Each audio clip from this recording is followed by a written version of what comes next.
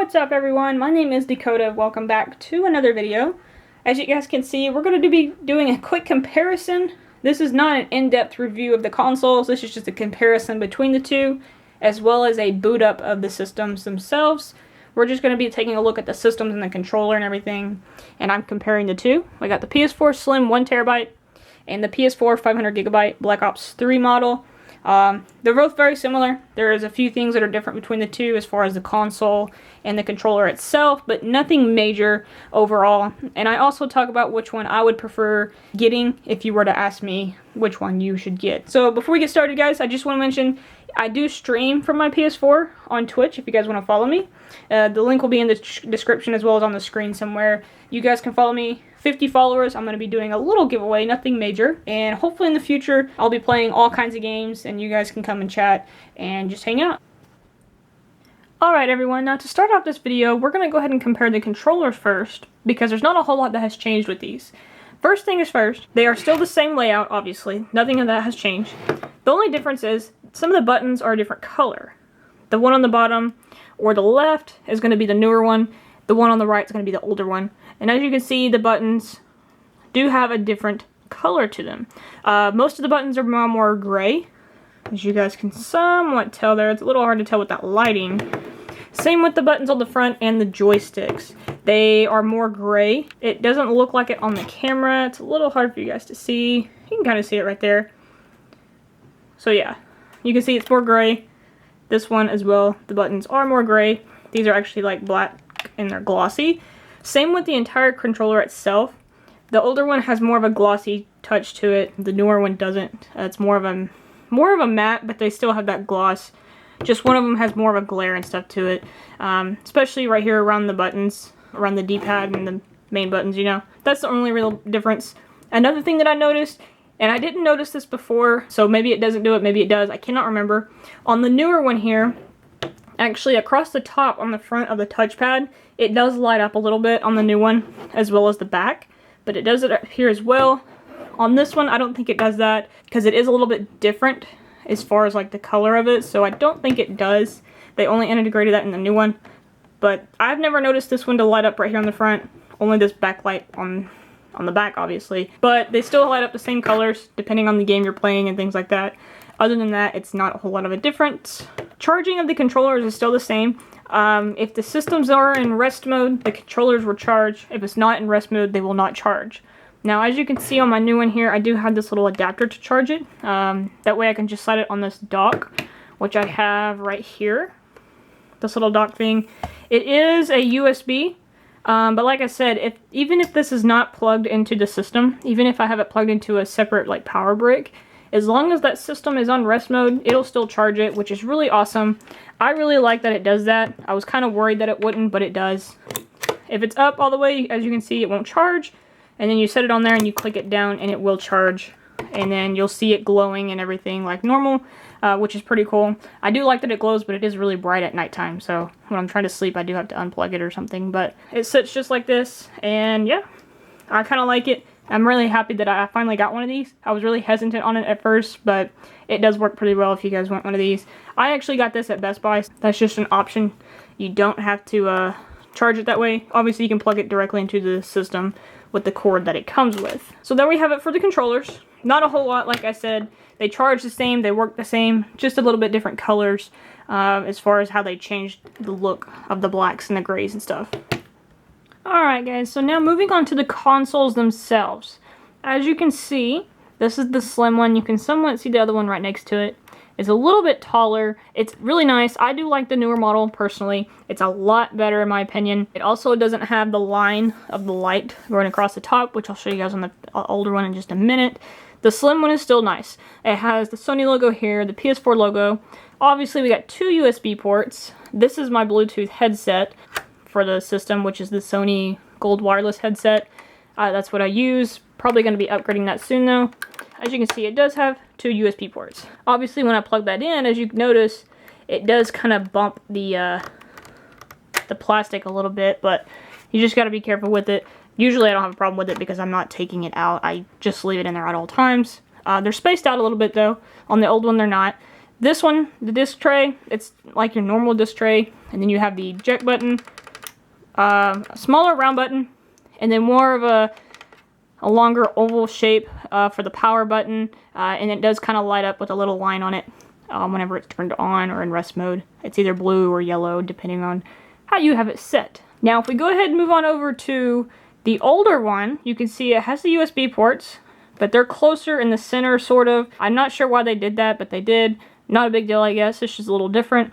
The buttons are here on the front, kind of like the little lines. We have the power button on the top and the eject button for the disc on the bottom. And again, the disc tray under here, it's the same. They're really not any different. And then obviously we still have the Sony logo and the PS4 logo right here. There are some little like vent things. I don't know how well you guys can see them. They do end up with like a little bit of dirt in them, so I do have to constantly like use like an air duster to get some of the dust out from around the edges. Okay, now if we flip the systems around, you guys can see the back of them here just a little bit on both ends. I'll get closer in just a minute, but they're very similar. The only difference really between the two is how to access the hard drive on these. I do believe this little piece back here, you can see that looks like a door sort of. This comes off. I'm pretty sure that's how you get to the hard drive on the newer one, whereas this one's a little bit different, which I'll get to in just a moment.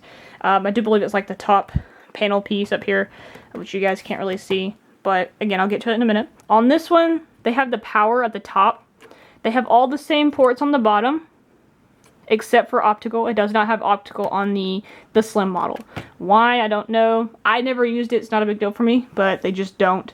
This port is for the PlayStation 4 camera, if you actually buy the PlayStation camera, HDMI, and then obviously the Ethernet port. And then like I said, you have the little door for the hard drive. And then on the older one, like I said, it is a little different. They have the power on the bottom, the rest of the ports on the top, but this one still has the optical audio. Again, I'm not sure why they dropped it, but they did. Let me know if any of you guys actually ever used that. I've never used that. I think even some of the other consoles I've had have had that, and I've never used it.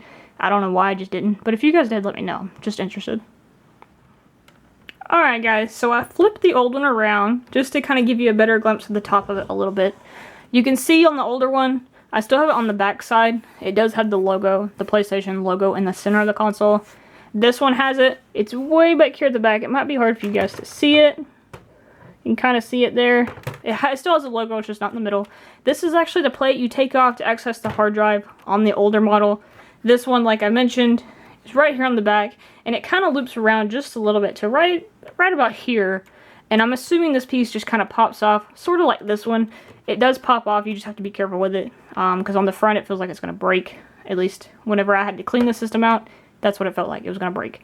But as long as you're careful, it should snap on and off just fine. And then again, on this one, the older one, you have the bright LED that lights up when the system's on, rest mode, or whatever. Obviously, when it's off, it's not going to show anything. Those are the main two things between the consoles. Now, a lot of people have asked me, is it quieter? Is the new one quieter than the older one? Vice versa, and things like that. And I will say, the newer one is quieter. If you want something that is quieter, go ahead and go with this one. It's really nice. I like it. I like the style of this one as well. The rounded edges on this one, I don't know, they just look a lot nicer in my opinion. That's just me. They're the same like finish on top and bottom. You can see it's nothing different. I know the older model, the first model PS4 that came out, had like this gloss all over it. But like I said, I would go ahead and go with the Slim model if you can get it. Go ahead and get it. First of all, it has a bigger hard drive in it. It's got a 1 terabyte. This has a 500. And the games do take up a lot of space because they kind of install them on the console.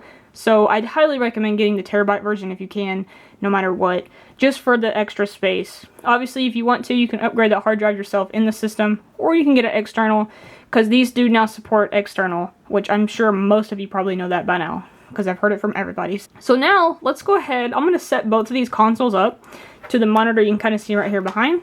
And I'm going to turn them on and let you guys see how quick they actually boot up. Now, I can't do them at the same time because I've only got one monitor, but at least you guys will get an idea. This one, however, is going to boot into like, as if you're booting it up for the first time to set it up. This one's going to boot and it's going to boot up right to my main menu of my PlayStation. So I'm going to get this set up and you guys will check it out. Okay guys, I have the first one. This is the Slim one set up. I'm going to boot this one up. I'm going to push the button it's on the console, just so you guys have a better idea. I'll do the same thing with the older one as well. I'm going to push the button right on the console. Now, like I said, this one is going to boot up, and it's going to go straight to like the main screen, your PS4 screen when you normally turn it on. It's going to have all your icons and your games and stuff like that. The other one won't, but you guys will see that in just a moment. So we're going to go ahead and turn this one on and show you guys what it does. And the monitor is set to where it automatically comes on when I turn something on. That's why you see the yellow light or orange light, whatever it looks like on camera. But that's just how I have it set. I don't actually ever turn it off. It just kind of goes into rest mode. So here we go. 1, 2, 3.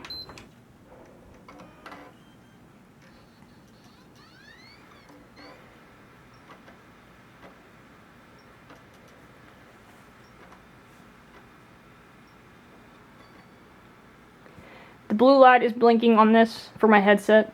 It blinks when I turn it on, and then after a while it stops. Unless I'm actually connecting the headset, and then it'll keep blinking until it's fully connected, and then usually it stays. I don't know if you guys could hear it or not, but when this one booted up, it's a little bit louder. I don't know if they're the same, or if it just depends on, because I've already got stuff installed on here. If it does that, I don't know, but it does make a little bit more noise, but it honestly, guys, it doesn't bother me at all. Okay, so now that it's on, we're going to also turn it off just to kind of show you guys. So here we go. 3, 2, 1.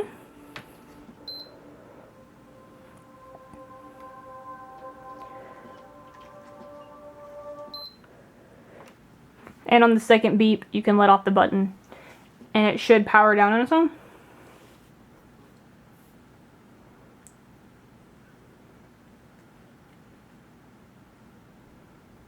Okay, everybody, so I have the older one set up now. So here we go. Let's go ahead and turn this one on. You hear that loud beep there. And you can see the bright blue light that goes down the center of it. And there you have it. We're going to wait until it actually gets to, like, the setup screen, though, where you actually have to start, you know, pushing buttons and things like that. Which, obviously, I'm not going to do because eventually I will be getting rid of this.